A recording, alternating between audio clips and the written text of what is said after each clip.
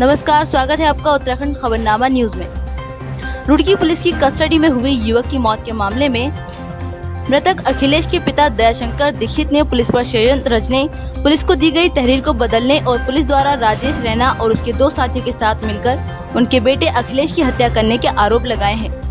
मृतक अखिलेश के पिता का आरोप है कि षड्यंत्र के तहत कनखल थाने में उनके द्वारा दी गई तहरीर में फेरबदल किया गया।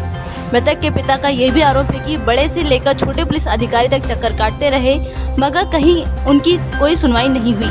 अब मृतक के परिजन इस मामले में इंसाफ की मांग कर रहे हैं। मेरा बेटा 4 तारीख से मिसिंग है और मैंने एफआईआर दर्ज कराई। एफआईआर में हमारे जो है लाइन बदली गई है और मैं एसएसपी साहब, एसपी साहब, सीओ साहब, एसओ साहब और जो हमारी इन्वेस्टिगेशन करने वाली हिमानी मैडम हैं, सबसे मैं मिल आया हूँ। लेकिन जो हमने अभियुक्तों के नाम दिया है उस पर आज तक कोई कार्रवाई नहीं हुई। कल 12 तारीख को हिमानी मैडम का फ़ोन आया कि आप रुड़की सिविल लाइन अस्पताल में आ जाओ। क्या बात है मैडम, अस्पताल में आने की क्या ज़रूरत है? तो कहने लगी नहीं, अस्पताल में आ जाओ, सब कुछ वहीं पता चल जाएगा। हम वहाँ अस्पताल पहुँचे तो वहाँ पर जो 2-3 पुलिस वाले खड़े थे गेट के ऊपर, उनसे हमने पूछा कि भाई क्या बात है, मैं अखिलेश का पिता हूँ। तो कहने लगे आपके बेटे की डेथ हो गई है और वो मर्चरी में रखा हुआ है। मैंने पूछा क्या बात है, क्यों ऐसा हुआ?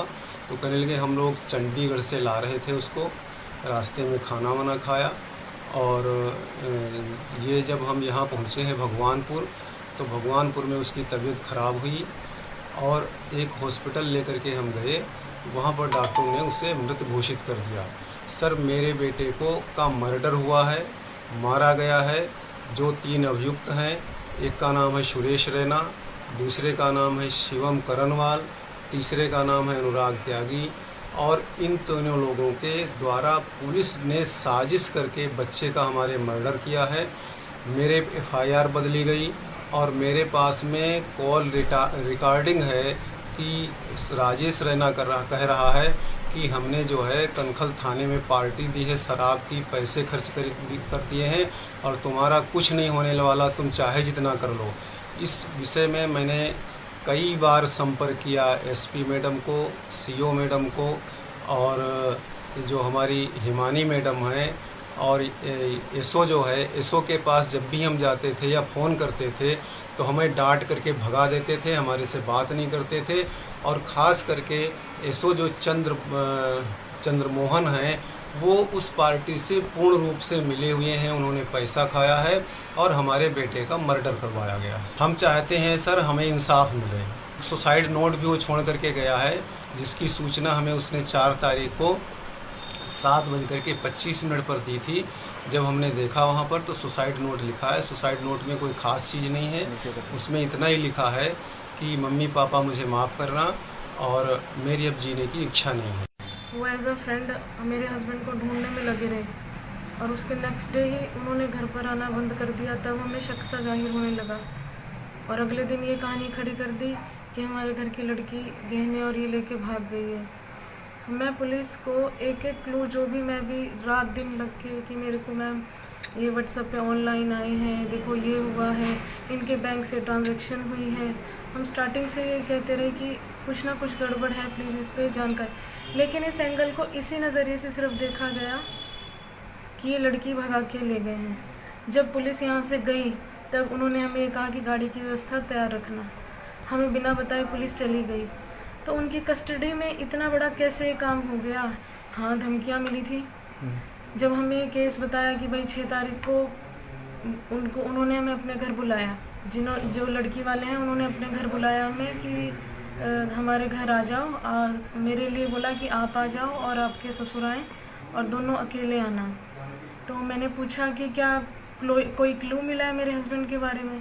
तो उन्होंने कहा कि हाँ। तो हमें ये लगा कि भाई हमें ये था कि भाई क्लू मिला है, शायद कोई जानकारी देंगे। तो हम लोग वहाँ गए। वहाँ जाते ही वो क्या कह रहा है, शिवम करनवाल लड़की का भाई, कि ये लड़की जो है 6 बजे भागी है और हम लोग 6:30 बजे सो के उठे हैं।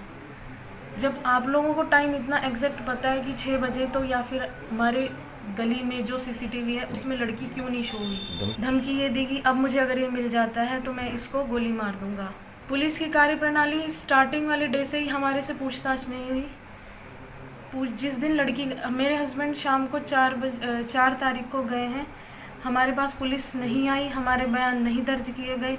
लेकिन जब लड़की 6 तारीख को गायब हुई है तो पुलिस यहाँ उनके घर पर तुरंत आई है 6 तारीख को, और हमारे से उस दिन तक भी बयान नहीं, ना हमसे कोई पूछताछ की क्या कैसे, कुछ नहीं हुआ गया। जब ये केस बन गया है उसके बाद ही पुलिस की कार्यवाही स्टार्ट हुई है। अब इसमें हम ये चाहते हैं कि मेरे हस्बैंड जो है पुलिस की कस्टडी के अंडर, ऐसा उनके साथ हुआ है।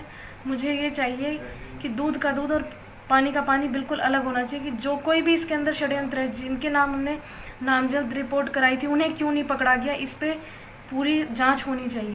जानकारी मुझे नहीं है, लेकिन ये अभी मुझे सुबह खबर मिली है कि मुर्चरी में एक लाश आई है, कल आ गई थी। तो उसको बताते हैं कि ये पंजाब से लाए हैं और संदेश नगर कनखल में रहता है। तो उसके बारे में जो उसका मृत्यु हुई उसका कुछ कारण पता नहीं चल रहा, क्योंकि हमने यहाँ पे जो है लाश को देखा, उसमें कोई चोट निशान नहीं है, और ये कारण जानने के लिए जो है उसका पोस्टमार्टम करवाया जा रहा है। नहीं, मजिस्ट्रेट जांच का अभी तो पहले 3 डॉक्टरों का पैनल नियुक्त कर रखा है इसमें सीएमओ, और एम्स में करवा रहे हैं पीएम। अब रुड़की में क्योंकि कुछ खास वजह रही होगी, नहीं आधिकारिक दबाव नहीं है, ये मेरे समझ से डीएम साहब के कहने से जो है उसमें 3 डॉक्टरों का पैनल नियुक्त किया गया और इसीलिए एम्स को रेफर किया। हरिद्वार से उत्तराखंड खबरनामा न्यूज की रिपोर्ट।